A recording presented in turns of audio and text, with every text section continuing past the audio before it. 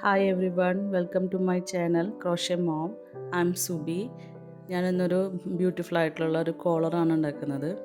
ഒരു 100 സബ്സ്ക്രൈബർ പോലും ഇല്ലാത്ത എൻ്റെ ഈ ചാനലിൽ ഞാനൊരു കോളറിൻ്റെ ഷോർട്ട് വീഡിയോ ഇട്ടപ്പോൾ ലോങ് വീഡിയോ ഇടാമെന്ന് ചോദിച്ച ആളോട് എനിക്ക് ഒരുപാട് താങ്ക്സ് ഉണ്ട്. അപ്പോൾ ലോങ് വീഡിയോ കണ്ടോളൂ. ഞാനൊരു ഗ്രീൻ കളർ 4 പ്ലേ ആണോ എടുത്തിട്ടുള്ളത്. 3.5-ൻ്റെ ഒരു ഹുക്ക് എടുത്തിട്ടുണ്ട്. എല്ലാം സ്റ്റാർട്ട് ചെയ്യുന്ന പോലെ തന്നെ ഒരു സ്ലിപ്പ് നോട്ട് ഇടുന്നു, ഹുക്ക് അതിനകത്ത് കടത്തി നമ്മൾ വലിക്കുന്നു. ഇനി നമ്മൾ ചെയിൻ സ്റ്റിച്ചിലാണ് സ്റ്റാർട്ട് ചെയ്യാനായിട്ട് പോകുന്നത്. അപ്പോൾ നമുക്കിതിന് ഓരോ അളവുകളുണ്ട്. അതായത് 1 വയസ്സുള്ള കുട്ടിക്ക് അല്ലെങ്കിൽ 1 to 2 വരെയുള്ളവർക്ക് 3 to 4 അങ്ങനെയൊക്കെ നമുക്ക് ഇപ്പം ഞാൻ ചെയ്യുന്നത് ഒരു 3 to 4 ഇയേഴ്സ് ഉള്ളൊരു കൊച്ചിന് വേണ്ടിയിട്ടുള്ള ഒരു കോളറാണ് ചെയ്യുന്നത്.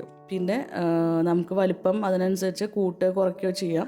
അപ്പോൾ നമുക്ക് ചെയിൻ സ്റ്റിച്ചിൻ്റെ എണ്ണം കൂട്ടുകയും കുറയ്ക്കുകയും ചെയ്യാവുന്നതാണ്. 4ൻ്റെ മൾട്ടിപ്പിൾ ആയിട്ടുള്ള നമ്പറിലാണ് നമ്മളെപ്പോഴും ചെയിൻ സ്റ്റിച്ച് എടുക്കേണ്ടത്. അപ്പോൾ ഞാനിവിടെ ഒരു 3 to 4 ഇയർ ഏജുള്ള കൊച്ചിന് വേണ്ടിയിട്ടാണ് കോളർ ഉണ്ടാക്കുന്നത്. ഒരു 37 സെൻറ്റിമീറ്റർ ആയിട്ടാണ് ഞാനിപ്പോൾ ചെയിൻ സ്റ്റിച്ച് എടുത്തേക്കുന്നത്.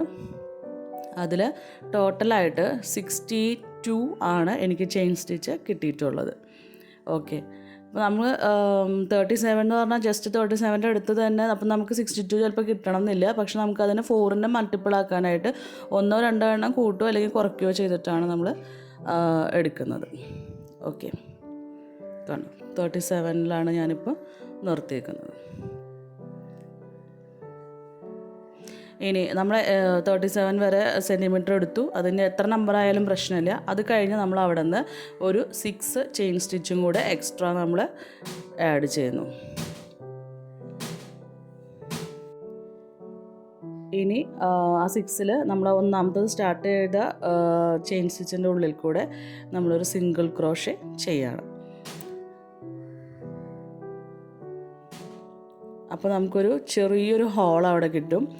ഇതാണ് ഇത് ബട്ടൺ ഇടാനായിട്ടുള്ള ഹോളാണ് ഇപ്പോൾ നമ്മൾ ഉണ്ടാക്കിയിട്ടുള്ളത്. ഓക്കെ, ഇനി ഇവിടെ നിന്ന് അറ്റം വരത്തേക്കും എല്ലാ സ്റ്റിച്ചിൽ കൂടെയും നമ്മൾ സിംഗിൾ ക്രോഷയാണ് ചെയ്യുന്നത്.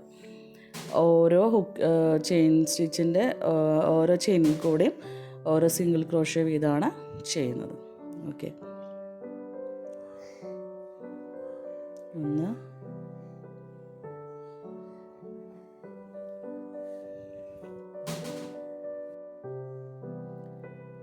പെട്ടെന്ന് എനിക്കൊരു ചെയിൻ കണ്ടില്ല, അതുകൊണ്ടാണ് അവിടെ സ്റ്റക്കായി പോയത്. കുഴപ്പമില്ല, ശ്രദ്ധിച്ച് ചെയ്യുക. ഓരോ ചെയിൻ സ്റ്റിച്ചിൻ്റെ ഉള്ളിൽ കൂടെയും ഓരോ സിംഗിൾ ക്രോഷേ വീതം ചെയ്യുക. ഇതുണ്ടാക്കാൻ വളരെ എളുപ്പമാണ്. ഒരുപാട് കോംപ്ലിക്കേറ്റഡ് ആയിട്ടുള്ള സ്റ്റിച്ചസ് ഒന്നും ഇവിടെ ഇല്ല. ഓക്കെ,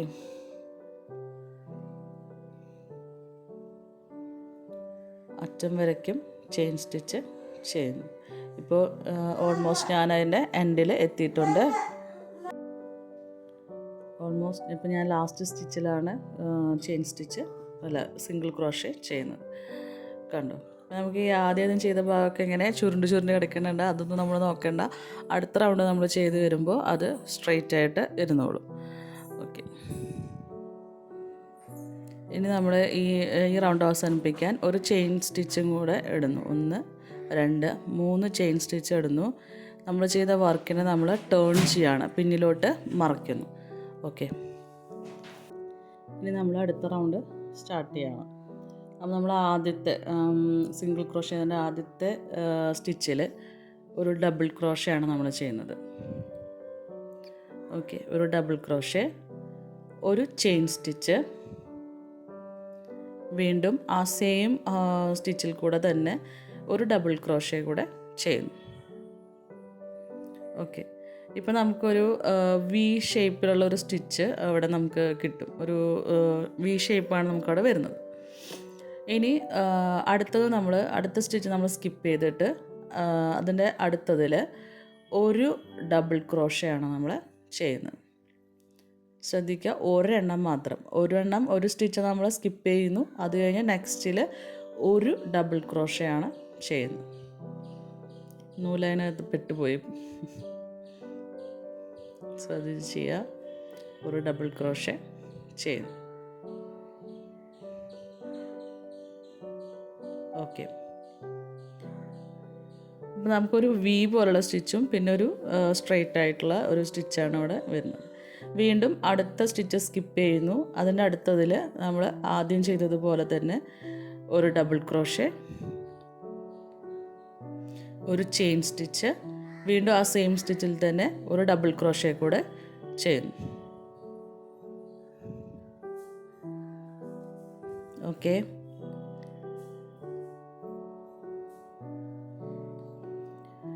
വീണ്ടും അടുത്തത് നമ്മൾ സ്കിപ്പ് ചെയ്യുന്നു. അതിൻ്റെ നെക്സ്റ്റ് വരുന്ന സ്റ്റിച്ചിൽ ഒരു ഡബിൾ ക്രോഷേ ചെയ്യുന്നു. ഇതാണ് നമ്മൾ അറ്റം വരെ കണ്ടിന്യൂ ചെയ്യുന്നു പോകുന്നത്. അപ്പോൾ നമ്മൾ ആദ്യത്തെ സ്റ്റിച്ചിൽ ഒരു ഡബിൾ ക്രോഷേ, ഒരു ചെയിൻ സ്റ്റിച്ച്, ഒരു ഡബിൾ ക്രോഷേ, ഇതെല്ലാം ഒരെണ്ണത്തിലാണ് ചെയ്യുന്നത്. പിന്നെ ഒരു സ്റ്റിച്ച് സ്കിപ്പ് ചെയ്യുന്നു. നെക്സ്റ്റിൽ നമ്മൾ ഒരു ഡബിൾ ക്രോഷേ മാത്രം ചെയ്യുന്നു. വീണ്ടും ഒരു സ്റ്റിച്ച് സ്കിപ്പ് ചെയ്യുന്നു. അതിനകത്ത് സെയിം സ്റ്റിച്ചിൽ തന്നെ നമ്മൾ ഒരു ഡബിൾ ക്രോഷേ, ഒരു ചെയിൻ സ്റ്റിച്ച്, വീണ്ടും ഒരു ഡബിൾ ക്രോഷേ, അങ്ങനെ തന്നെ നമ്മൾ കണ്ടിന്യൂ ചെയ്ത് അറ്റം വരെ പോകുന്നു.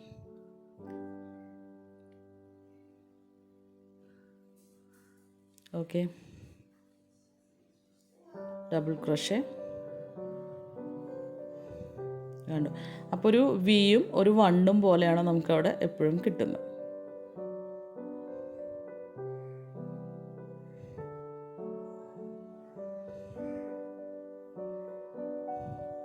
Double crochet, chain stitch, double crochet, ഇത് ഒരു സെയിം സ്റ്റിച്ചിലാണ് നമ്മളിപ്പോൾ ചെയ്തേക്കുന്നത്. പിന്നെ അടുത്തത് നമ്മൾ സ്കിപ്പ് ചെയ്യുന്നു.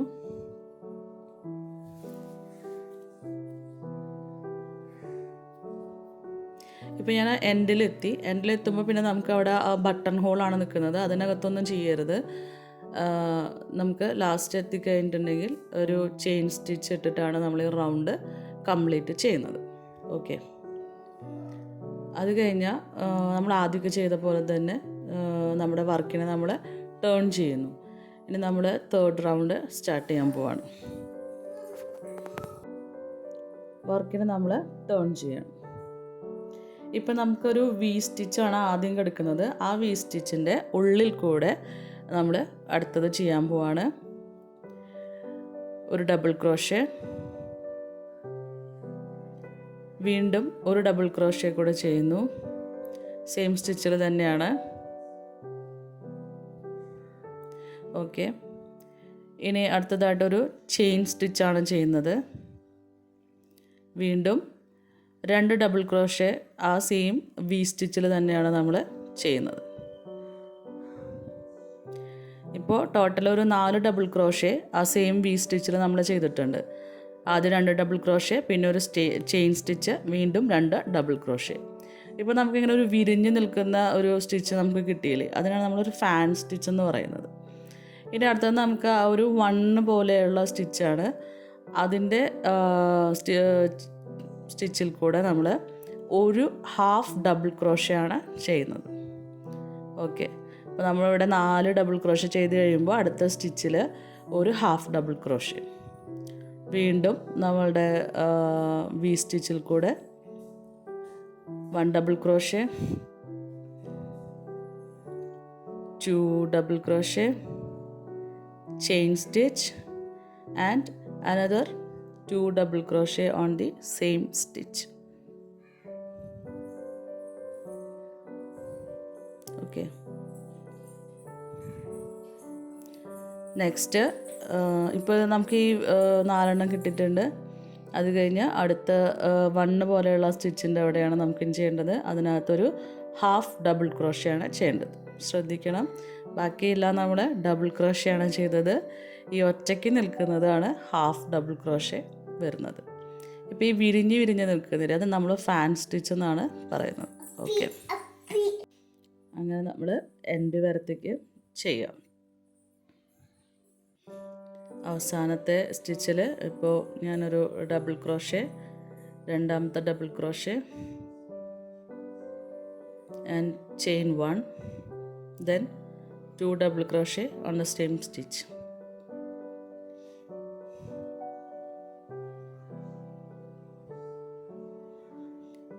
ഓക്കെ, അത് കഴിഞ്ഞാൽ നമ്മൾ മുന്നേ ചെയ്ത റൗണ്ടിൻ്റെ ലാസ്റ്റ് സ്റ്റിച്ച് എവിടെയാണ് ഉള്ളതെന്ന് കണ്ടുപിടിക്കുക. അതിൽ കൂടെ നമ്മൾ ഒരു സ്ലിപ്പ് സ്റ്റിച്ച് ചെയ്യുന്നു. ഓക്കെ, പിന്നെ ഒരു ചെയിൻ സ്റ്റിച്ചും കൂടെ ഇട്ട് അവസാനിപ്പിക്കുക. ഓക്കെ, ഇപ്പോൾ നമുക്കൊരു ചെറിയ അതായത് കുറച്ച് വീതി മതി നമ്മുടെ കോളറിന് ആണെന്നുണ്ടെങ്കിൽ നമുക്ക് ഇവിടെ വെച്ച് അത് അവസാനിപ്പിക്കാവുന്നതാണ്. ഇപ്പോൾ ഇതൊരു ചെറിയ വീതിയിലുള്ള ഒരു കോളറാണ് നമുക്ക് കിട്ടിയിട്ടുള്ളത്. കുറച്ചുകൂടി വലിപ്പം വേണമെന്നുണ്ടെങ്കിൽ വീണ്ടും നമ്മൾ നമ്മുടെ വർക്കിനെ ടേൺ ചെയ്യുന്നു. ഇപ്പോൾ നമുക്കൊരു ഫാൻ സ്റ്റിച്ച് ഓൾറെഡി കിട്ടിയിട്ടുണ്ട്. അതായത് 2 ഡബിൾ ക്രോഷേ, പിന്നെ അതിൻ്റെ ഇടയിലൊരു ഗ്യാപ്പ് ഉണ്ടാവും, വീണ്ടും 2 ഡബിൾ ക്രോഷേ, അങ്ങനെയാണ് നമുക്ക് നിൽക്കുന്നത്. അപ്പോൾ അതാണ് ഒരു ഫാൻ സ്റ്റിച്ച് എന്ന് പറയുന്നത്. അതിൻ്റെ മിഡിലിൽ കൂടെയാണ് നമ്മളിനി വർക്ക് ചെയ്യുന്നത്. ഇപ്പോൾ ലാസ്റ്റ് റൗണ്ടിൽ ചെയ്ത അതേപോലെ തന്നെ നമ്മൾ 2 ഡബിൾ ക്രോഷേ ചെയ്യുന്നു, ഒരു ചെയിൻ സ്റ്റിച്ച്, വീണ്ടും ആ സെയിം ഹോളിൽ കൂടെ തന്നെ നമ്മൾ 2 ഡബിൾ ക്രോഷേ വീതമാണ് ചെയ്യുന്നത്.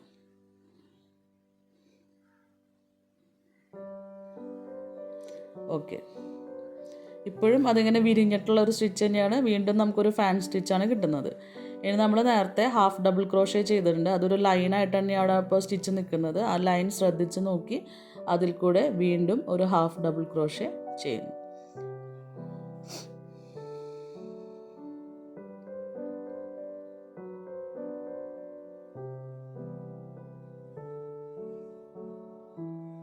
ഓക്കെ, അപ്പോൾ നമുക്ക് വീണ്ടും ഒരു ഫാൻ സ്റ്റിച്ചും കൂടിയാണ് അവിടെ കിട്ടുന്നത് കേട്ടോ.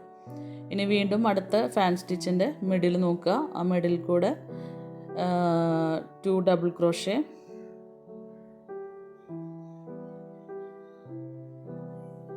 1 2, then chain 1, then 2 double crochet. ഇതെല്ലാം ഒരു സെയിം സ്റ്റിച്ചിൽ തന്നെയാണ് നമ്മൾ ചെയ്യുന്നത്. അങ്ങനെയാണ് നമുക്കൊരു വിരിഞ്ഞ് വരുന്ന ഷേപ്പിൽ അല്ലെങ്കിൽ ഒരു ഫാൻ സ്റ്റിച്ച് നമുക്ക് കിട്ടുന്നത്. കണ്ടോ? ഓക്കെ, ഇനി അടുത്തതായിട്ട് നമുക്കൊരു ലൈനായിട്ട് നിൽക്കുന്ന ഒരു സ്റ്റിച്ച് ഉണ്ട്. അതിൻ്റെ കറക്റ്റ് അതിൻ്റെ എൻഡ് എവിടെയെന്ന് കറക്റ്റ് നോക്കി അതിൽ കൂടെ നമുക്കൊരു ഹാഫ് ഡബിൾ ക്രോഷേ ആണ് ചെയ്യുന്നത്. ശ്രദ്ധിക്കുക, നമ്മൾ ബാക്കിയെല്ലാം ഡബിൾ ക്രോഷയിലാണ് പോകുന്നത്. ഇതിവിടെ മാത്രമാണ് ഒരു ഹാഫ് ഡബിൾ ക്രോഷേ വരുന്നത്. അതിനെ നമ്മൾ ശ്രദ്ധിച്ച് ചെയ്യാം. അങ്ങനെ എൻഡ് വരെ നമ്മൾ ചെയ്യുന്നു. മുന്നത്തെ റൗണ്ടിൽ ചെയ്ത അതേപോലെ തന്നെ ലാസ്റ്റ് റൗണ്ടിൻ്റെ എൻഡ് എവിടെയാണ് കണ്ടുപിടിക്കുക. അതിൽ കൂടെ നമുക്കൊരു സ്ലിപ്പ് സ്റ്റിച്ചും കൂടിയും ചെയ്തിട്ടാണ് ഈ റൗണ്ട് നമ്മൾ അവസാനിപ്പിക്കുന്നത്.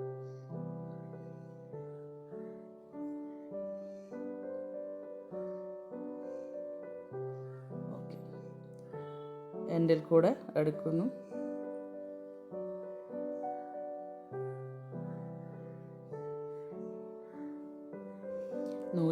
ഹുക്ക് നൂലിൻ്റെ ഉള്ളിൽ നിന്ന് വിട്ടു പോകുന്നതാണ്. ഓക്കെ, എൻഡ് സ്റ്റിച്ച് നോക്കി അതിനുള്ളിൽ കൂടെ നമ്മളൊരു സ്ലിപ്പ് സ്റ്റിച്ച് ചെയ്തിട്ടാണ് ഈ റൗണ്ട് അവസാനിപ്പിക്കുന്നത്. ഇനിയൊരു ചെയിൻ സ്റ്റിച്ചും കൂടെ ഇടുന്നു. നമുക്ക് ആവശ്യമാണെങ്കിൽ ഇവിടെ വെച്ചിട്ടും ഇത് നിർത്താവുന്നതാണ്. നമുക്ക് വലിപ്പം ആവശ്യാനുസരണത്തിനനുസരിച്ച് കൂട്ടുകയും കുറയ്ക്കുകയൊക്കെ ചെയ്യാം. അപ്പോൾ നമുക്ക് ഇത്രയും വലിപ്പം മതി എന്നുണ്ടെങ്കിൽ ഇവിടെ വെച്ച് നമുക്ക് യാൺ കട്ട് ചെയ്ത് അവസാനിപ്പിക്കാം. അല്ലെങ്കിൽ നമ്മൾ വീണ്ടും വർക്കിനെ ടേൺ ചെയ്യുകയാണ് ചെയ്യുന്നത്. ഇതുപോലെ തന്നെ നമുക്ക് വീണ്ടും ഓരോ ഫാൻ സ്റ്റിച്ചുകളുണ്ട്. ഇതിൻ്റെ നടുവിലെല്ലാം നമുക്കൊരു ഓരോ ഫാൻ സ്റ്റിച്ചിൻ്റെ അകത്തും നമുക്ക് അടുത്ത വർക്ക് ചെയ്യാനായിട്ടുള്ള ഹോളുണ്ടായിരിക്കും. അപ്പോൾ ആദ്യത്തെ ഹോളിനുള്ളിൽ നമ്മൾ ഇത്തവണ 5 ഡബിൾ ക്രോഷയാണ് ഒരു ഹോളിനകത്ത് ചെയ്യുന്നത്. ഇതിന് ഇടയിൽ വെച്ചിട്ട് നമ്മൾ ചെയിൻ സ്റ്റിച്ചൊന്നും ചെയ്യുന്നില്ല. കണ്ടിന്യൂസ് ആയിട്ട് 5 ഡബിൾ ക്രോഷേ ചെയ്യുന്നു. ഓക്കെ,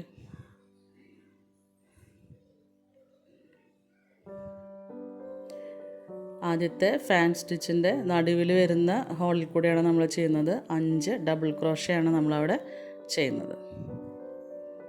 ശ്രദ്ധിക്കുക. ഓക്കെ, 5 വെച്ച് ചെയ്യുന്നു. ഇതിൻ്റെ ഇടയിൽ വെച്ച് നമ്മൾ ചെയിൻ സ്റ്റിച്ചൊന്നും ചെയ്യുന്നില്ല കേട്ടോ. ഇനി അടുത്തത് നമുക്കിങ്ങനെ ഒരു ലൈനായിട്ടുള്ള സ്റ്റിച്ച് ഉണ്ട്. നമ്മൾ ഹാഫ് ഡബിൾ ക്രോഷേ ചെയ്തിരുന്നത് അതിൽ കൂടെ ശ്രദ്ധിച്ച് വീണ്ടും ഒരു ഹാഫ് ഡബിൾ ക്രോഷേ ചെയ്യുക. ഇതേ പ്രോസസ്സ് തന്നെ കണ്ടിന്യൂ ചെയ്യുന്നു. അടുത്ത ഫാൻ സ്റ്റിച്ചിൻ്റെ മിഡിലിൽ 5 ഡബിൾ ക്രോഷേ, 1 2 ഓക്കെ 3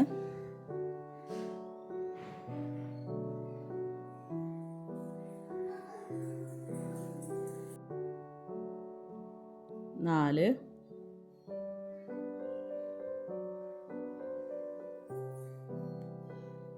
5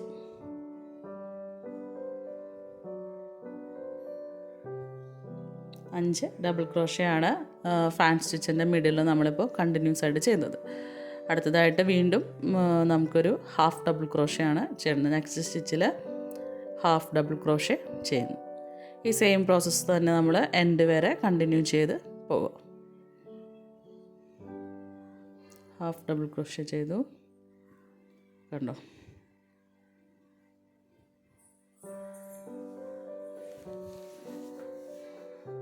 ഇപ്പോൾ ഞാൻ ലാസ്റ്റ് ഇതിൽ ചെയ്ത് കഴിഞ്ഞു. എനിക്ക് എൻഡിൽ വീണ്ടും ഒരു ഹാഫ് ഡബിൾ ക്രോഷയാണ് വരുന്നത്.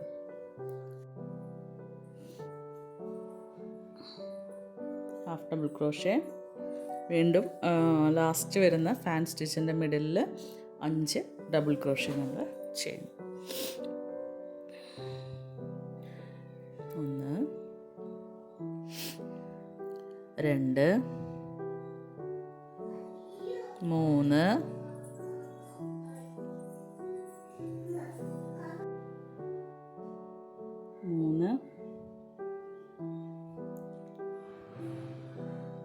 4 5 5എണ്ണം കഴിഞ്ഞു. ഇനി നമ്മൾ ലാസ്റ്റ് സ്റ്റിച്ച് എവിടെ നിന്ന് കണ്ടുപിടിക്കുക. അതിൽ കൂടെ ഒരു സ്ലിപ്പ് സ്റ്റിച്ച് ഇടുന്നു.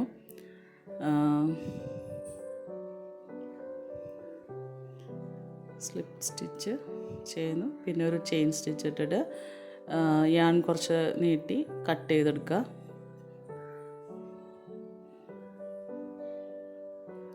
ഓക്കെ,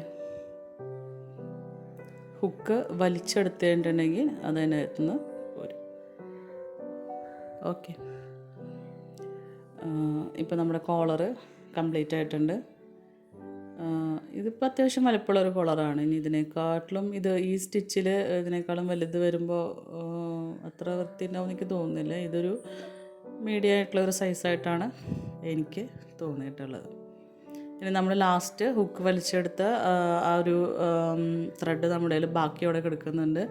അതിന് നമുക്ക് പിന്നിൽ വരുന്ന സ്റ്റിച്ചിൽ കൂടെ ഹുക്ക് കടത്തി വലിച്ച് ഉള്ളിലേക്ക് ഇടുക. അതായത് നമുക്കിനി അത് കാണാത്ത പോലെ ഉള്ളിലേക്ക് കയറ്റി വയ്ക്കാം. അല്ലാതെ ആ അറ്റത്തുനിന്ന് തന്നെ അത് കട്ട് ചെയ്ത് എടുത്തിട്ടുണ്ടെങ്കിൽ അതിൻ്റെ ഉള്ളിൽ നിന്ന് പുറത്തേക്ക് പോരാനായിട്ടുള്ള സാധ്യതയുണ്ട്. അതുകൊണ്ട് നമുക്കതിൻ്റെ ഉള്ളിൽ കൂടെ കടത്തി വലിച്ച് എടുക്കാം. എന്നിട്ട്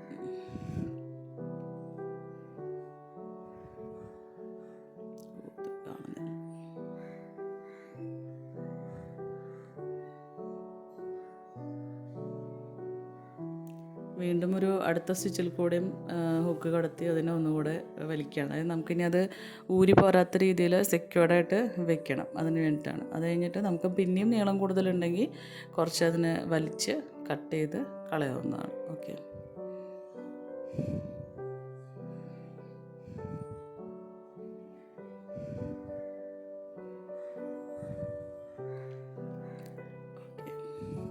ഇപ്പോൾ നമ്മുടെ കോളറ്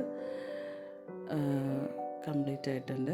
ഇനി നമുക്ക് നമ്മൾ സ്റ്റാർട്ട് ചെയ്തപ്പോൾ ഉണ്ടായിരുന്ന ഒരു ത്രെഡ് ബാക്കി അവിടെ നിൽപ്പുണ്ട്. അത് നമുക്ക് ഇനി ഒരു ഹുക്ക് അവിടെ തുന്നി പിടിപ്പിക്കാൻ വേണ്ടിയിട്ടുള്ള ഹുക്കല്ല, ബട്ടൺ തുന്നി പിടിപ്പിക്കാൻ വേണ്ടിയിട്ടുള്ള ഒരു ത്രെഡാണത്.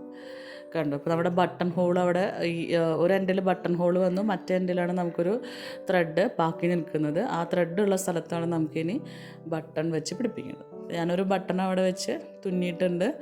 ഒരു വുഡൻ ബട്ടണാണ് ഞാൻ അവിടെ വെച്ച് തുന്നിയേക്കുന്നത്. നമുക്ക് ഇഷ്ടമുള്ള പോലെയുള്ള മുത്തായിട്ടുള്ള ബട്ടണോ അങ്ങനെ ഏത് ടൈപ്പായാലും പ്രശ്നമില്ല. ഞാനിപ്പോൾ എൻ്റെ കയ്യിലൊരു വുഡനായിട്ടുള്ളൊരു ബട്ടൺ ഉണ്ടായിരുന്നതുകൊണ്ട് അത് വെച്ചിട്ടാണ് ചെയ്തേക്കുന്നത്. അപ്പോൾ നമ്മൾ അടുത്ത സൈഡിൽ വന്നിട്ടുള്ള ബട്ടൺ ഹോളിൽ കൂടെ കറക്റ്റായിട്ട് അത് കിടക്കുന്നുണ്ടോ എന്ന് നോക്കുക. അതായത് ഓരോ ബട്ടൺ ഹോൾ ഉണ്ടാക്കുമ്പോഴും നമ്മൾ യൂസ് ചെയ്യാൻ ഉദ്ദേശിക്കുന്ന ബട്ടൺ അതിനകത്തോടെ കടന്നു പോവുമോ അല്ലെങ്കിൽ അതിൽ ഫിറ്റായിട്ടിരിക്കുമോ എന്ന് നോക്കിയിട്ടും കൂടെ വേണം ബട്ടൺ ഹോൾ ഇടാൻ വേണ്ടിയിട്ട്. ഇപ്പോൾ ഒരു ബ്യൂട്ടിഫുൾ ആയിട്ടുള്ളൊരു കോളർ നമുക്ക് കിട്ടിയിട്ടുണ്ട്. പിന്നെ എൻ്റെ വീഡിയോ കാണുന്ന എല്ലാവർക്കും merry Christmas. Thanks for watching. എല്ലാവരും എൻ്റെ ചാനൽ സബ്സ്ക്രൈബ് ചെയ്യണം, ലൈക്ക് ചെയ്യണം, എന്നെ സപ്പോർട്ട് ചെയ്യണം. Okay, thank you.